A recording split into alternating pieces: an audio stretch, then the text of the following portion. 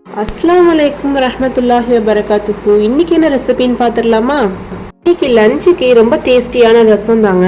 வறுத்து அரைச்சி ரெடி பண்ண ரசங்க, மசாலாவை வறுத்து அரைச்சி ரெடி பண்ண ரசம். இது வந்து நம்ம கறி லீவ்ஸ் ஆட் பண்ணி தான் நம்ம வறுத்துருக்கோம். ரொம்ப டேஸ்டா இருந்துச்சுங்க. நெக்ஸ்ட் நம்ம எக்கை பாயில் பண்ணி இதுல போட்டிருக்கோம்.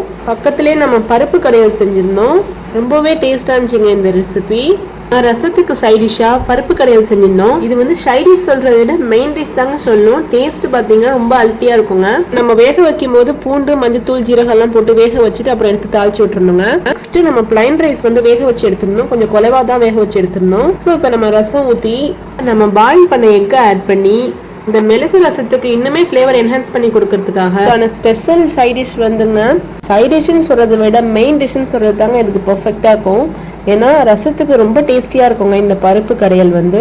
அதோட இன்னும் ரொம்ப டேஸ்டியான பாவக்காய் பொரியல் தாங்க செஞ்சிருந்தேன். இந்த பாவக்காய் பொரியல் வந்து தேங்காய் பால் ஆட் பண்ணி செஞ்சிருக்கோம். குழந்தைங்கன்னா இருந்தாங்கன்னா விரும்பி சாப்பிட மாட்டாங்க கசக்குதுன்னு சொல்லிட்டு. ஸோ தேங்காய் பால் ஆட் பண்ணி செய்யும் போது டேஸ்ட் ரொம்பவே நல்லா இருக்குங்க. கசப்பு தன்மை சுத்தமா இருக்காது, டேஸ்ட்டுமே ரொம்ப நல்லா இருக்கும். இந்த ரெசிபியோட ஃபுல் வீடியோ வேணும்னா இன்ஷால்லா கமெண்ட் செக்ஷன்ல கண்டிப்பா சொல்லுங்க. தேங்க்ஸ் ஃபார் வாட்சிங்.